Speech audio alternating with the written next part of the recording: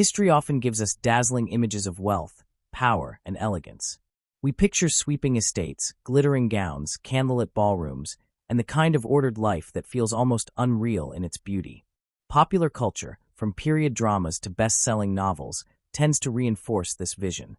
We see the noble families, their romantic entanglements, their carefully staged dinners, and their world of leisure. But what about the people we rarely hear about? What about the women whose hands scrubbed the floors, whose bodies bent over factory machines, whose voices were silenced when they dared to demand rights? These stories are just as real as the glamorous ones, but they have often been hidden away, left out of the official record. Imagine standing in the grand hallway of a house like Downton Abbey. The marble floors gleam, the chandeliers sparkle, and every detail speaks of refinement. But beneath those floors, down in the kitchens and corridors, another world existed. A young girl rising before dawn to clean grates and haul buckets of water. A maid giving up her chance at education to serve in silence. A cook whose back ached after endless hours by a hot stove, preparing meals she would never taste. These women lived lives of constant labor, invisible to the guests who dined upstairs, yet essential to keeping that world alive. Step outside the estate walls, and the picture changes again. The sound of factory machines drowns out conversation, and the air is thick with dust. Women crowd into textile mills, spinning and weaving under punishing conditions. Fingers raw, lungs struggling, their wages never equal to the men standing at the same machines. Many left those factories with bodies broken by accidents or disease, and still society expected them to come home and shoulder another full day's work as wives and mothers. Their endurance was extraordinary, but it came at a terrible cost. And then there were the women who refused to remain silent any longer. The suffragettes who marched through the streets, the activists who chained themselves to railings, the prisoners who endured hunger strikes and brutal force-feeding. They carried scars for daring to demand what seems so basic now. The right to be heard, the right to vote, the right to exist as citizens in their own right. Their courage was not just in the loud protests, but in the quiet persistence, in the endless meetings, in the letters, in the small acts of resistance that added up to real change. These women were not queens or countesses or great heroines immortalized in marble. They were ordinary people whose strength, resilience, and sacrifice helped shape the world we live in today. Their stories deserve to be told not as footnotes, but as central chapters of history. And by remembering them, we are not only honoring their struggles, but also reminding ourselves to look around and ask, whose voices are still being overlooked right now? Welcome to our channel Words of Time, and in this video, we are going to unveil the hidden lives of women beyond the glamorous facade of history, tracing their endurance in service, their hardships in factories, their courage in the fight for rights, and the legacies they left behind for us to carry forward.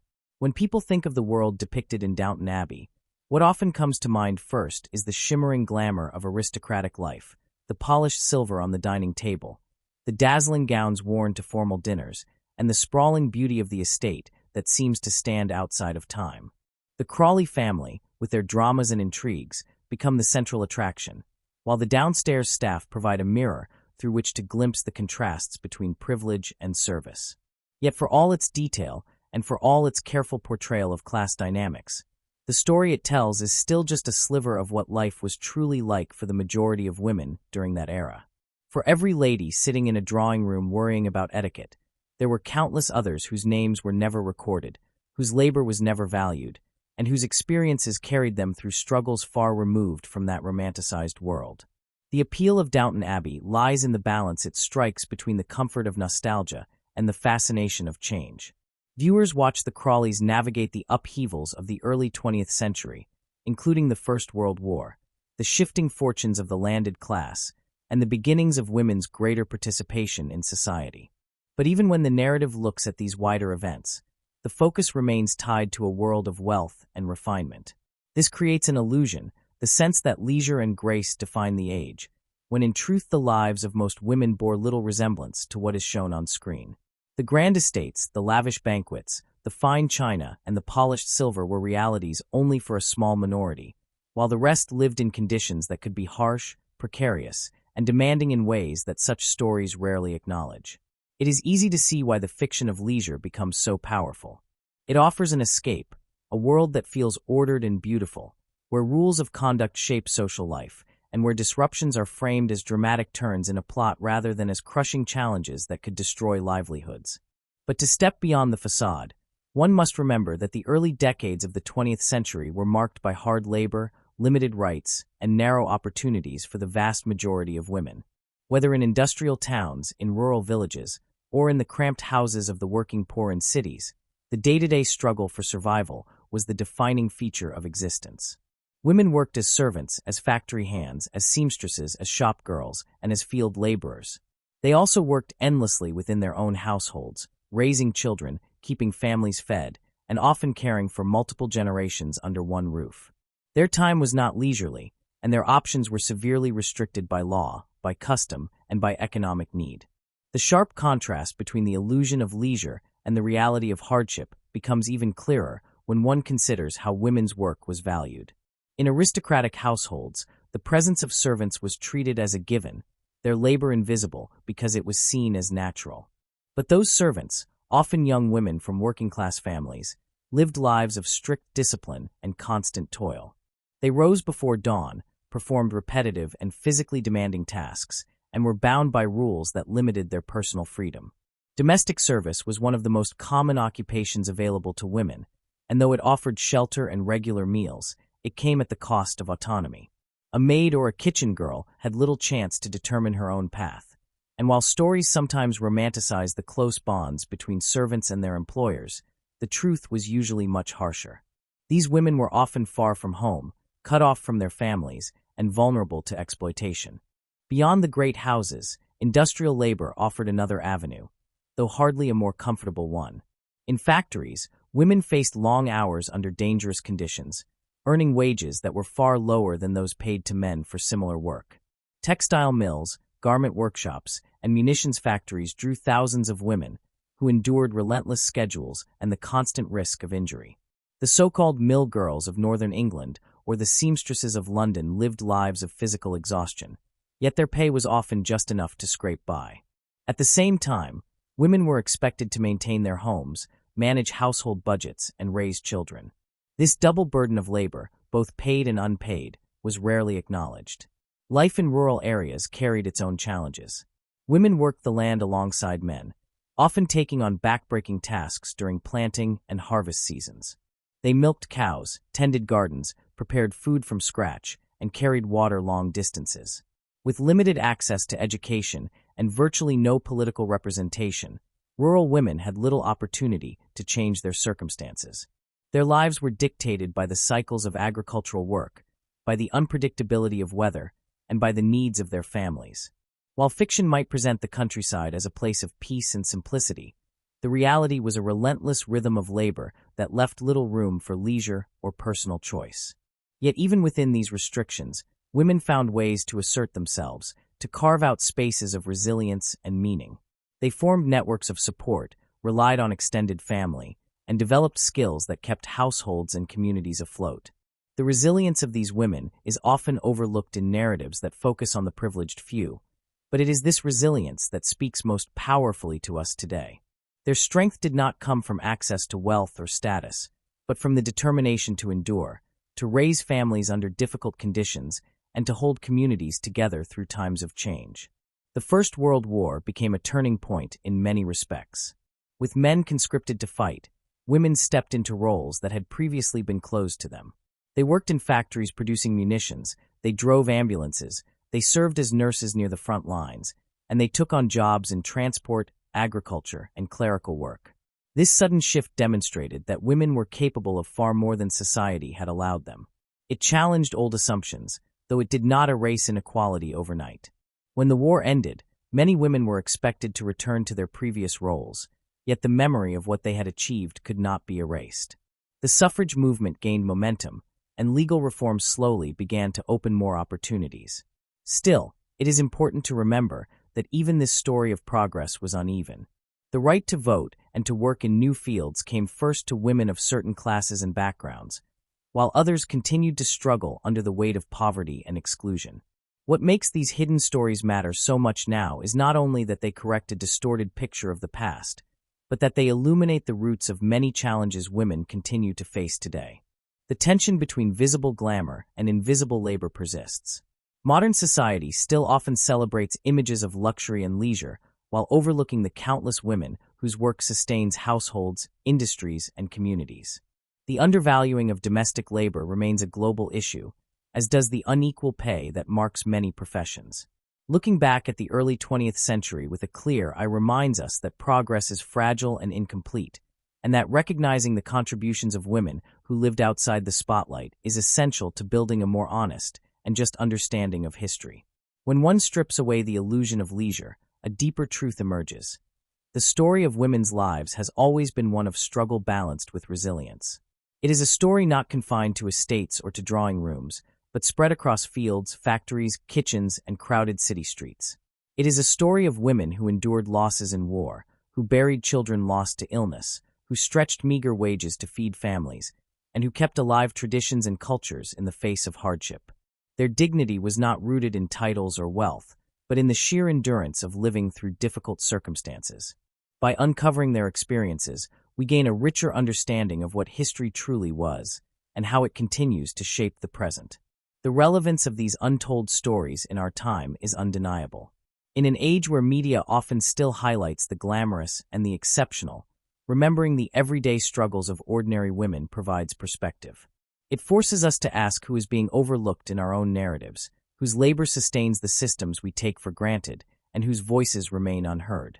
Just as the world of Downton Abbey leaves out the majority of women who never set foot in a grand estate, so too does our current world risk leaving invisible those who work in service roles, in caregiving, in underpaid industries, and in households where survival depends on effort that is rarely recognized. In this light, the hidden lives of the past are not just historical curiosities, but mirrors that reflect back to us our own blind spots. By seeing clearly how women's resilience was forged in the crucible of hardship, we can better appreciate the ongoing struggle for equality, respect, and recognition. These stories remind us that progress is not inevitable, that it is achieved only through persistence, and that it requires us to keep lifting into view the lives that history has too often left in the shadows.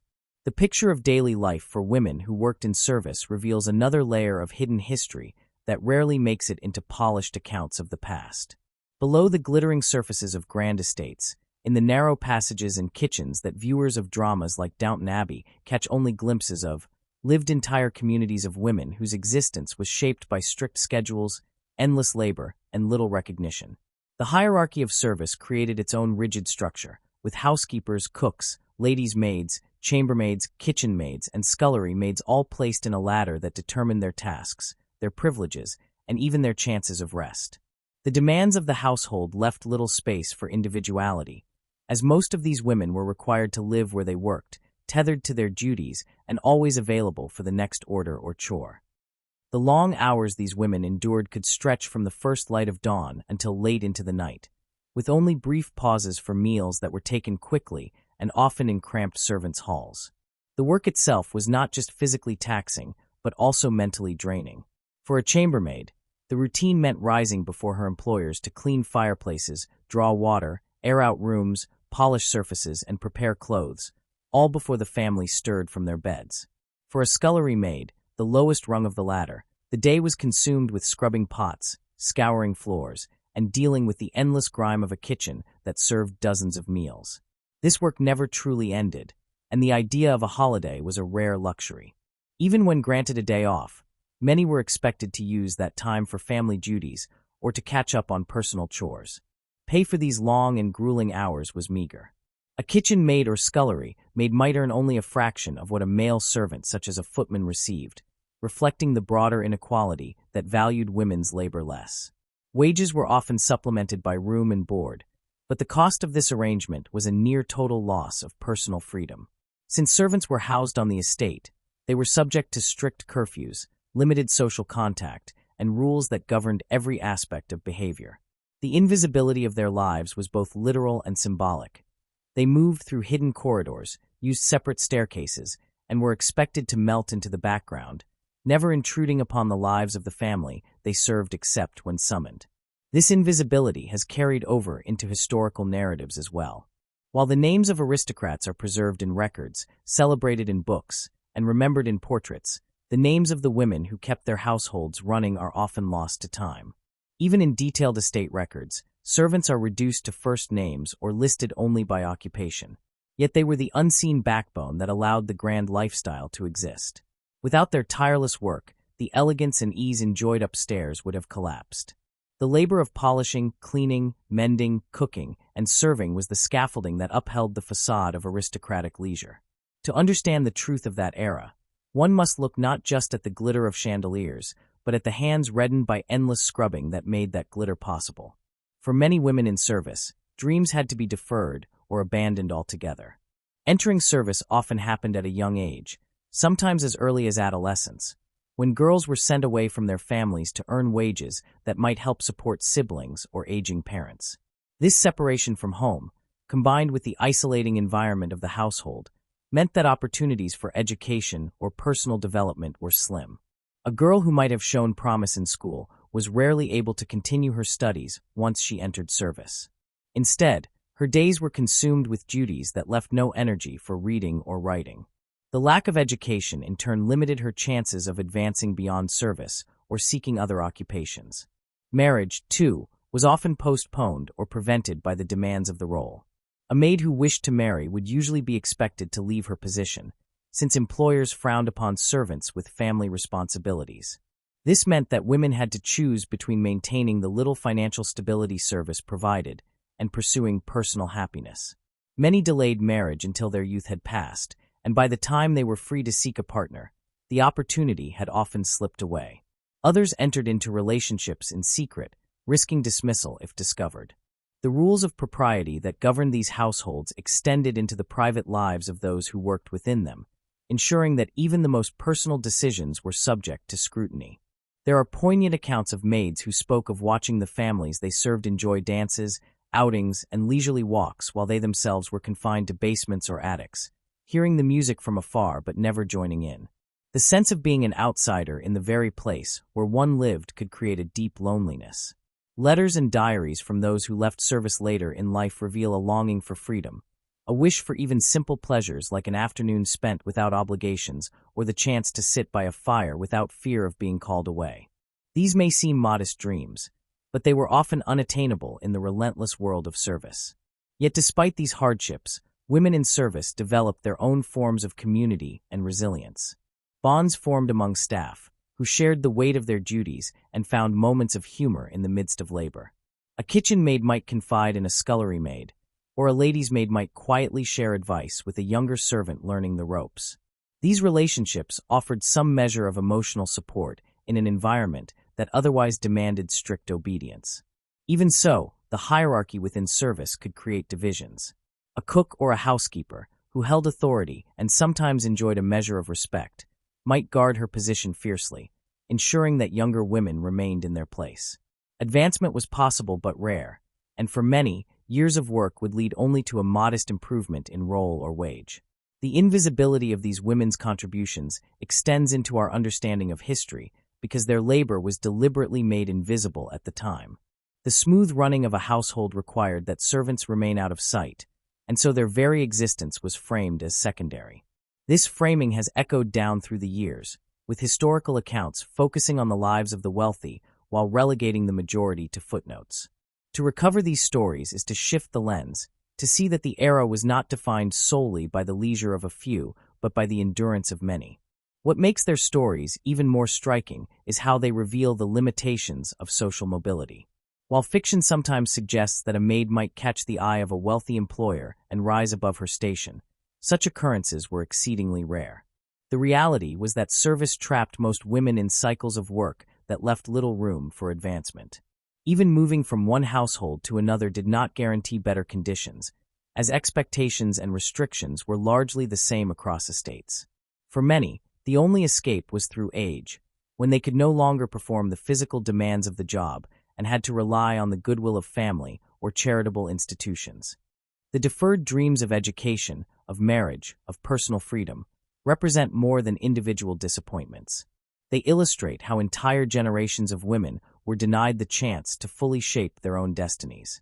Their lives, bound by the demands of service, contributed immeasurably to the preservation of an aristocratic way of life, yet their own aspirations were stifled in the process. This tension between the visible elegance of the few and the invisible sacrifice of the many underscores the importance of uncovering these stories. To speak of that era without acknowledging the lives of women in service is to miss the foundation upon which its grandeur was built. The silence around these women's experiences also speaks to broader patterns of historical neglect. Just as their labor was hidden in the shadows of corridors and kitchens, so too have their voices been hidden in the shadows of historical narratives. The challenge now is to bring them into the light, to listen to the echoes of their lives in the fragments that remain, and to recognize their central role in sustaining a society that was far less graceful than it appeared. By doing so, we honor not just their endurance but also their humanity, acknowledging that their dreams, though often deferred, were no less real or worthy than those of the families they served. If the world of service demanded obedience and invisibility, the world of industry demanded endurance and sacrifice of a different kind. As cities expanded and factories rose from the ground with their towering chimneys, another generation of women found themselves tethered to labor that was equally exhausting, but in new and more dangerous environments. The shift from rural life to industrial employment promised wages and the possibility of some independence, but in reality it drew women into workplaces where the clatter of machines drowned out voices, where the air was thick with dust, and where every hour carried the possibility of injury. These factory floors were not just sites of progress, but also spaces of relentless hardship. The Industrial Revolution transformed economies, but it also exacted a steep price from those at the bottom. For working-class women, factories offered one of the few routes to earn wages, yet the conditions under which they worked were often exploitative.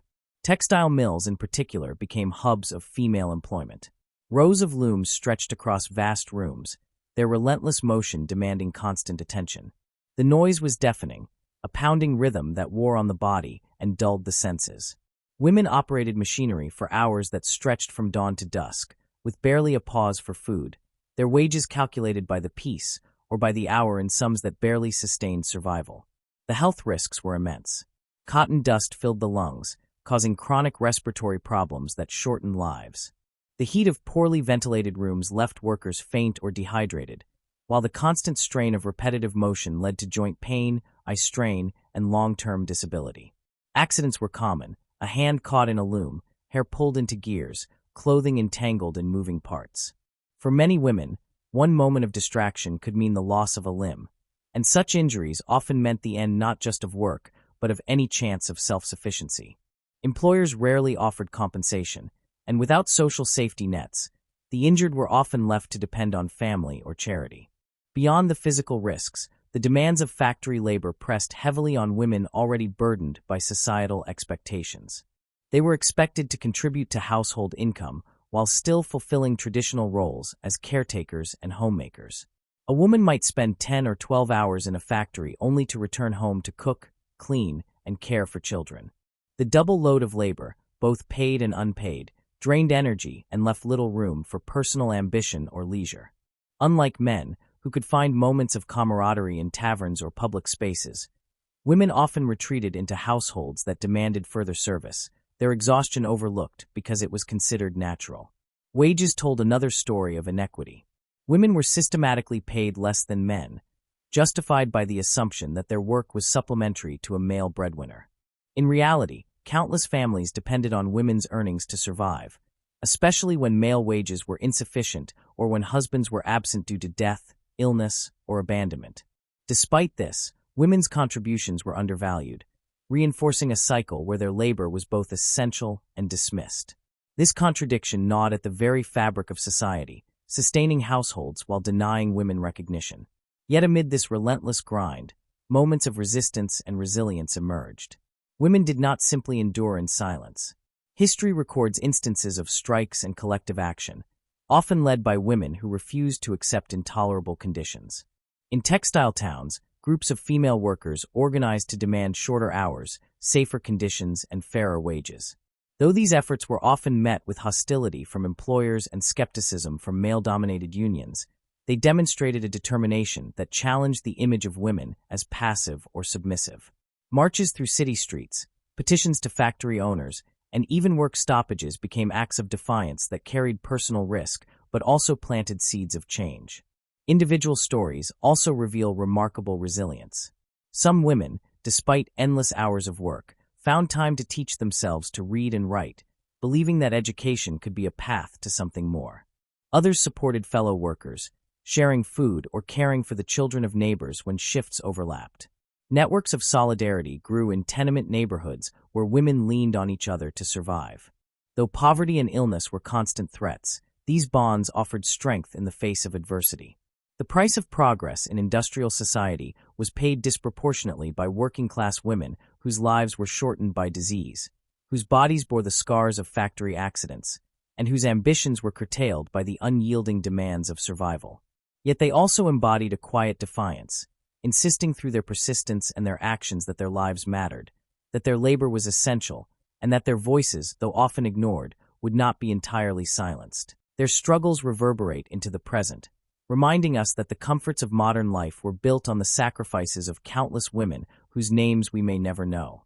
To tell their stories is to acknowledge that progress has always carried a human cost, and that behind every machine and every product was a woman who gave more of herself than society was willing to return.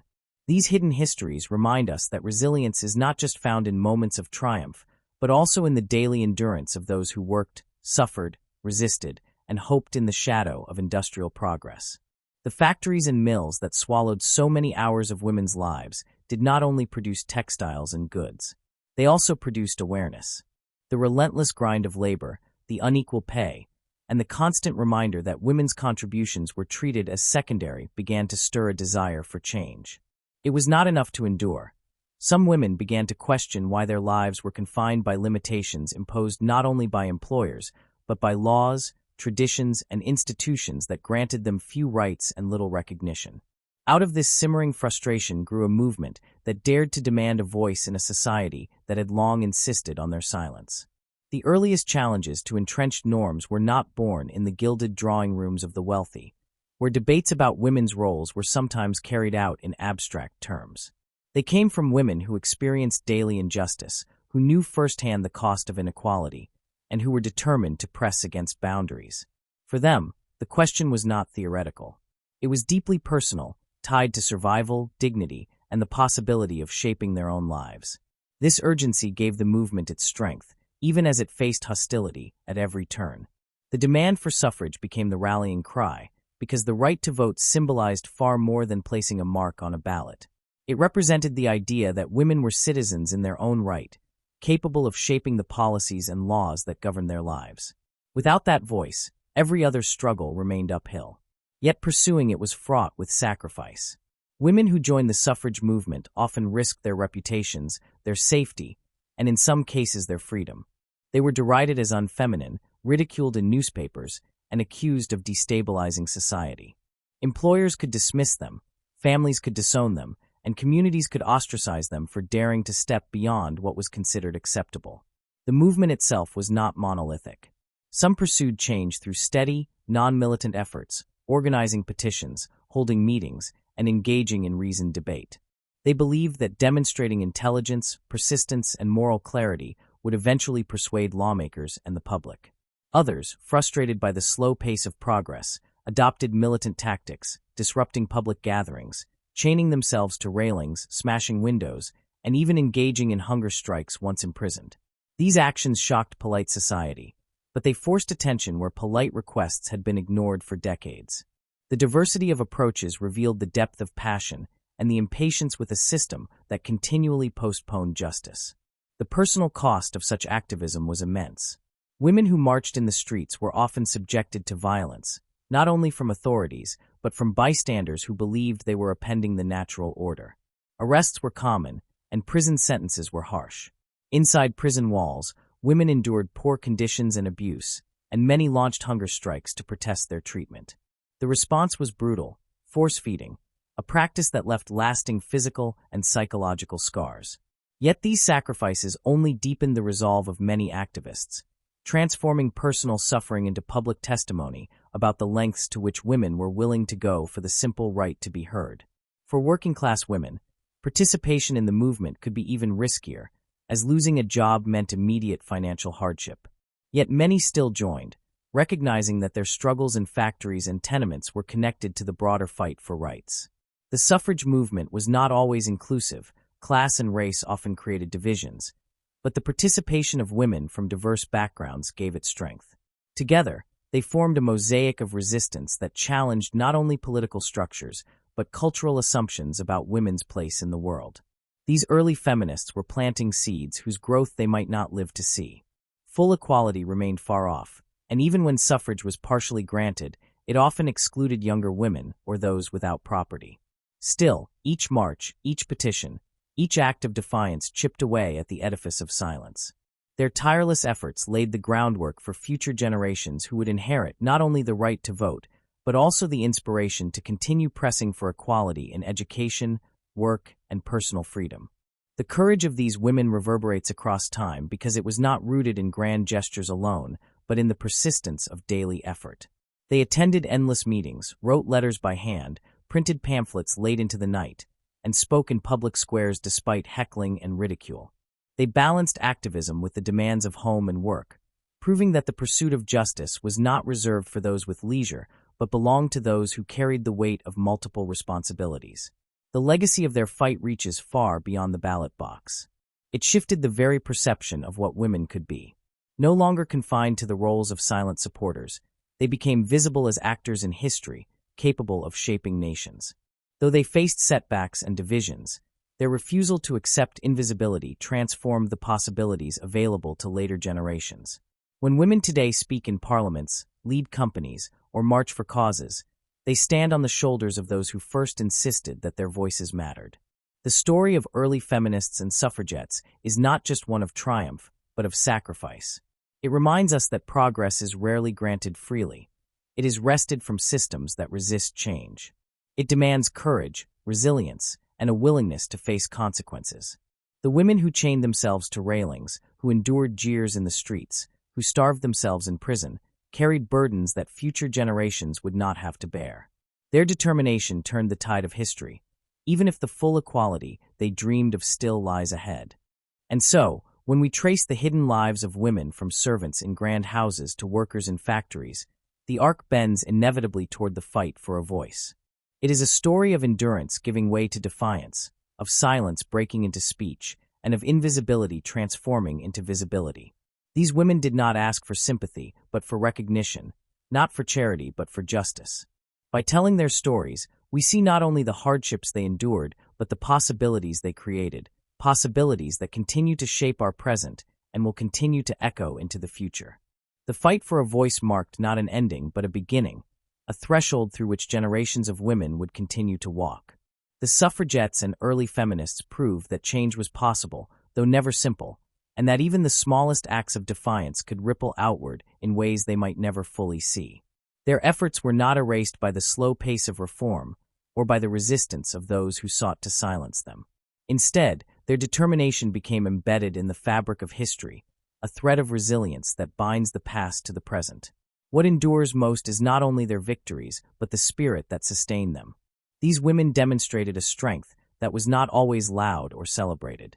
For many, it was a strength found in the endurance of daily burdens, in the quiet persistence of holding families together under impossible conditions, in the refusal to abandon dignity even when society denied them recognition. Their heroism was often unacknowledged at the time, yet it was precisely this overlooked resilience that created the possibility of progress. When we look back now, we can see how adaptability became one of their greatest tools.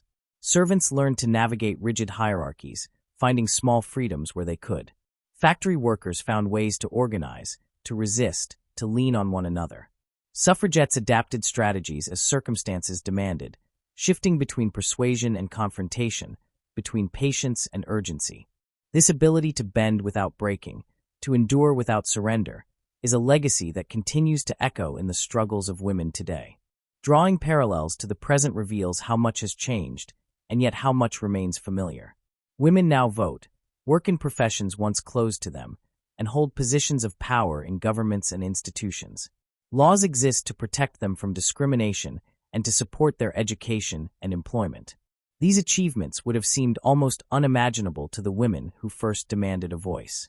And yet, beneath these advances, many of the same challenges persist in different forms. Across the globe, women still carry the double burden of paid labor and unpaid domestic work. They are still often paid less than men for similar roles, their contributions undervalued by systems that take their labor for granted. In many regions, women face dangerous working conditions not unlike those of the industrial age, whether in garment factories, agricultural fields, or domestic service in foreign households. Migration for work, a modern counterpart to the displacement of earlier eras, leaves women vulnerable to exploitation, isolation, and abuse. Violence, too, continues to shadow women's lives. Just as suffragettes endured brutality for daring to speak, women today who raise their voices against injustice often face harassment, imprisonment, or even death. Activists campaigning for education, healthcare, or political representation in their countries face threats that echo the risks taken by their predecessors. Their courage reflects the same enduring spirit, proving that the struggle for recognition and respect is not confined to one century or one society.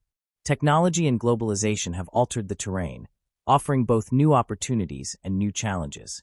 Women can now connect across borders, share stories instantly, and organize movements with unprecedented reach.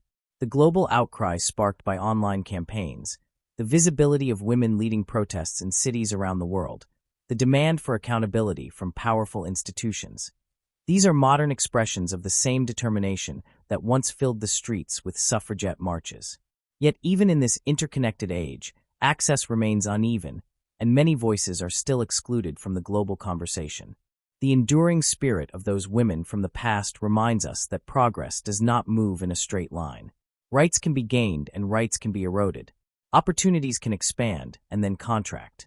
The lesson they leave us is one of vigilance, of refusing to take for granted what was once fought for with sacrifice. Their stories call us not to complacency, but to reflection, asking how we honor their struggles by the way we respond to the challenges of our own time.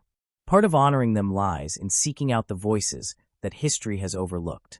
Just as the lives of servants, factory workers, and ordinary women were once hidden beneath the grandeur of aristocratic narratives, so too are there countless lives today that risk being overlooked. Refugee women displaced by conflict, women laboring in informal economies, women silenced by cultural taboos or political oppression, all deserve to have their experiences recognized as central to our understanding of the present. By widening our perspective, we resist the temptation to see history or society only through the lens of the privileged few. Their legacies also teach us the power of collective action. No single servant could have transformed the conditions of domestic labor. No single factory worker could have overturned industrial exploitation. No single suffragette could have secured the vote. It was in coming together, in building networks of support and solidarity, that change became possible. This lesson resonates today, as women continue to organize for fair pay, reproductive rights, safety from violence, and representation in decision-making. The collective voice carries farther than the isolated cry, and it is through shared struggle that the seeds of change grow strongest. At the same time, the story of these women warns us of the cost of exclusion. The suffrage movement, while groundbreaking, often prioritized the voices of certain classes and races, leaving others marginalized. The challenge for our time is to ensure that the fight for equality does not repeat these exclusions. Intersectionality, though not a word they would have used, is a principle their stories demand of us. The recognition that struggles are interconnected, and that justice must be pursued with attention to all forms of inequality, whether based on gender, race, class, or other identities. To reflect on these stories is also to confront our own responsibilities. We can admire the resilience of women in the past, but admiration alone does not honor them. The true tribute is to continue the work they began, to recognize the unfinished nature of their mission, and to ask what part we play in carrying it forward. Do we speak up when we see injustice? Do we support policies that expand opportunities and protect rights? Do we listen to the voices of women whose experiences differ from our own? These are the questions their legacies press upon us, questions that demand answers not in words alone but in action. Their stories challenge us to imagine what kind of history future generations will inherit. Will they look back on us and see a society that took the struggles of the past to heart, building on them with courage and inclusivity? Or will they see a society that rested on the laurels of earlier victories, allowing old inequalities to persist in new forms? The answer depends on whether we treat their legacies as finished tales or as ongoing calls to responsibility. The The quiet heroism of those overlooked women continues to inspire because it is rooted in something universal: the human desire for dignity, recognition, and freedom. Whether in the halls of power or in the humblest of households, this desire persists, shaping lives and movements across time. The adaptability they showed in the face of constraints, the resilience they displayed in the face of exploitation, and the courage they embodied in demanding a voice remain as relevant today as they were in their own century. And so the echoes through time are not faint whispers but steady reminders, urging us to look beyond facades, beyond the polished narratives of history, and to see the countless women who built, sustained, and transformed societies through their labor and their resistance.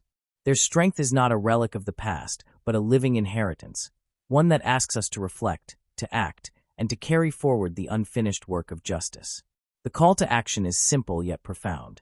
To honor these women, we must ask ourselves, whose stories are still hidden, whose labor is still unseen, whose voices are still unheard? And once we see them, what will we do with that knowledge? The answer to that question will determine whether we truly learn from their legacies or merely admire them from a distance.